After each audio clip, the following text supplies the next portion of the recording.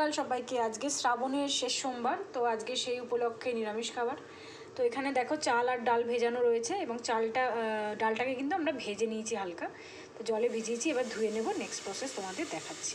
খুব সহজ পদ্ধতিতে রান্নাটা হবে, দেখতে থাকো। আমি তেলটা গরম করে নিয়েছি, এবার দিয়ে দিচ্ছি সামান্য জিরে, গোটা জিরে দিয়ে দিলাম, আর দেবো তেজপাতা, শুকনো লঙ্কা,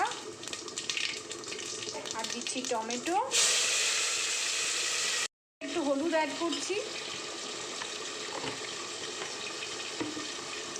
আর দেবো আদা গুঁড়ো,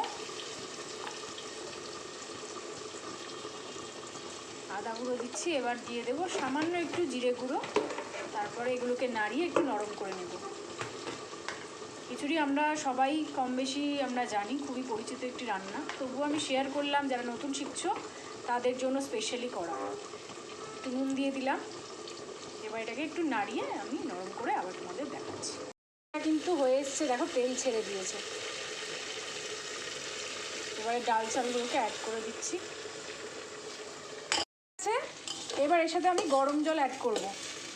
জলটা গরম করে নিয়েছি আর চিনি অ্যাড করব। গরম জল দিয়ে দিচ্ছি।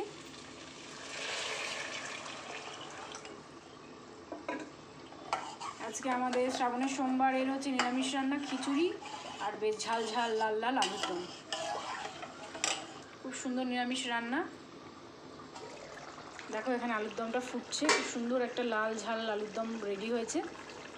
তো আলুর দমের রেসিপি যেহেতু আমি শেয়ার করেছি তাই আর শেয়ার করলাম না, তোমরা বাড়িতে বানিও। আর এখানে দিয়ে দিচ্ছি সামান্য একটু চিনি দিয়ে দিলাম, আর একটু চিনি দিয়ে দিলাম। এবার নাড়িয়ে চাড়িয়ে নেব। আমাদের কিন্তু খিচুড়ি প্রায় রেডির দিকে, আবার রেডি হওয়ার পর তোমাদেরকে দেখাচ্ছি। খিচুড়ি কিন্তু রেডি হয়ে গেছে। এবার এর উপরে একটু ভাজা মশলা দিয়ে দিচ্ছি, একদম ঘরে তৈরি করা ভাজা মশলা, স্বাদটাকে দ্বিগুণ করার জন্য। তো আমাদের খিচুড়ি কিন্তু আজকের মতো তৈরি হয়ে গেছে। তোমরা সবাই বাড়িতে ট্রাই করে জানিও কেমন লাগলো। একদম নর্মাল রেসিপি। তো আজকের মতো এখানেই ভিডিওটা শেষ করছি। আবার একদিন হাজির হবো নতুন ভিডিও নিয়ে। তখন সবাই সুস্থ থেকো, ভালো থেকো, টাটা।